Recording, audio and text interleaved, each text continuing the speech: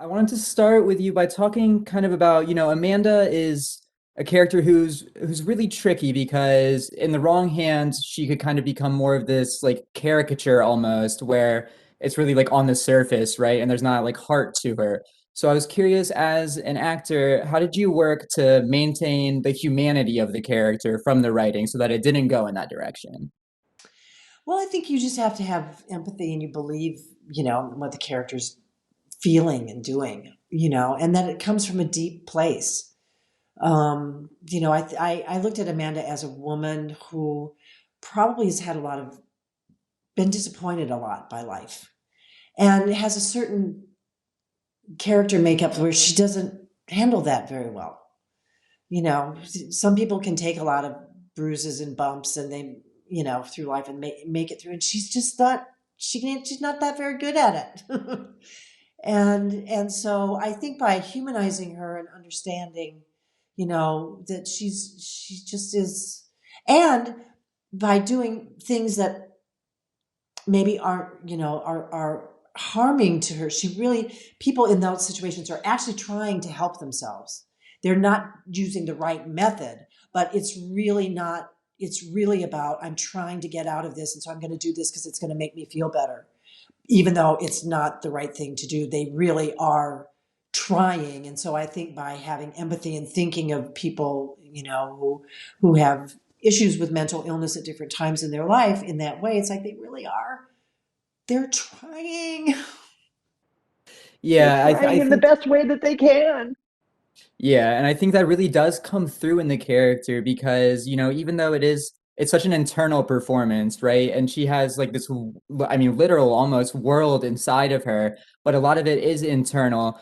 Was that tricky kind of finding that balance for you of portraying the internal aspects without trying to put too much on the external?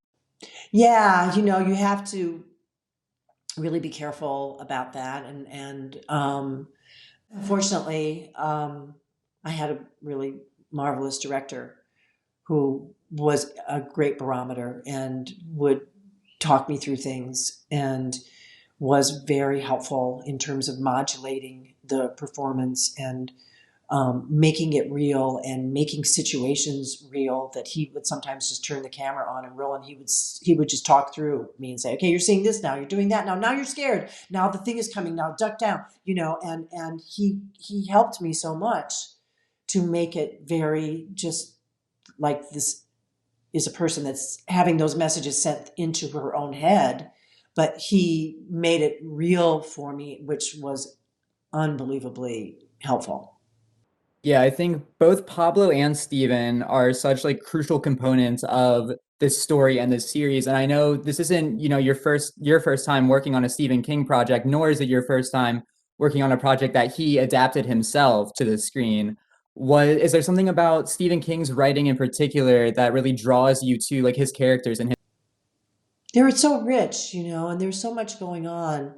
And in this one in particular, there's so much um, the character complexity and what these characters are going through and have been through, and in addition to the fantastical elements, I mean, there's the real story of grief and loss and how people process it and how they move on and how families move on, and that he has done it through the lens of exploring it through fantasy, suspense, horror, but it really boils down to the same thing, that Lisey is really trying to go through a very emotional, grief-stricken period in her life and get to the other side.